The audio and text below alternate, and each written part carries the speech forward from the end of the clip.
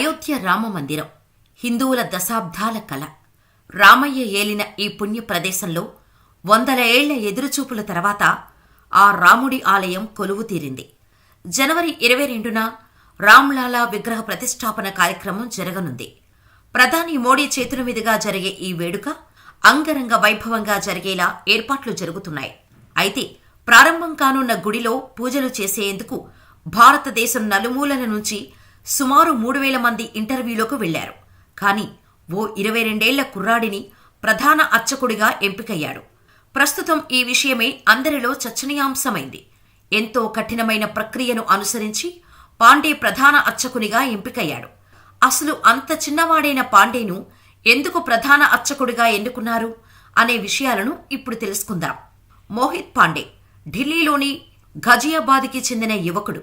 November 10, 2002న సీతాపూర్లోని బెల్హౌరాలో జన్మించాడు. ధుదేశ్వర వేద విద్యాపీఠలో 7 ఏళ్లు ఉండి శిక్షణ తీసుకున్నాడు.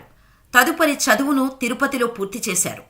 తిరుపతిలోని వెంకటేశ్వర వేద విశ్వవిద్యాలయంలో ఎంఏ ఆచార్య డిగ్రీ చదివిన ఆయన పీహెచ్డీకి సిద్ధమవుతున్నాడు. భారతదేశం నలుమూలల నుండి వచ్చిన 3000 మంది అర్చకులను ఇంటర్వ్యూలో ఎదుర్కొని నియామకానికి ముందు 6 నెలల శిక్షణతో పాటు కఠినమైన ప్రక్రియను ఛేదించిన పాండే రామమందిరానికి పూజలు చేయడానికి ఎంపికైన 50 మంది పూజారులలో ఒకటిగా ఎంపిక కావడమే కాకుండా ప్రధాన అర్చకునిగా ఎంపికయ్యాడని తెలుస్తోంది. మోహిత్ పాండే తన మేనమామను చూసి పురోహిత్యంపై, దేవుని సేవపై ఆసక్తిని పెంచుకున్నాడు.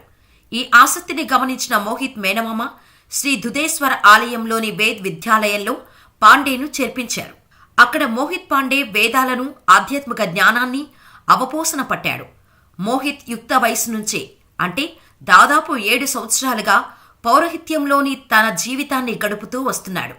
ఇప్పుడు ఆ అయోధ్య రాముడి ఆలయంలో పూజలు చేయనున్నాడు. అతి పురాతన హిందూ నగరాలలో అయోధ్య ఒకటి. ఈ నగరం పతిత పావని అయిన గంగానది తీరంలో ఉంది. అలాగే సరయూ నది కుడివైపున ఉంది. రామాయణంలో అయోధ్య నగర వైశాల్యం 250 చదరపు కిలోమీటర్లుగా వర్ణించబడింది. అయోధ్యను రాజధానిగా చేసుకుని సూర్యవంశరాజైన ఇక్ష్వాకు కోసల రాజ్యాన్ని పాలించాడు. 63వ సూర్యవంశరాజైన దశరథుడి రాజ్యసభగా అయోధ్య ఉంది. వాల్మీకి రచించిన రామాయణ మహాకావ్యం మొదటి అధ్యాయాలలో అయోధ్య మహోన్నతంగా వర్ణించబడింది.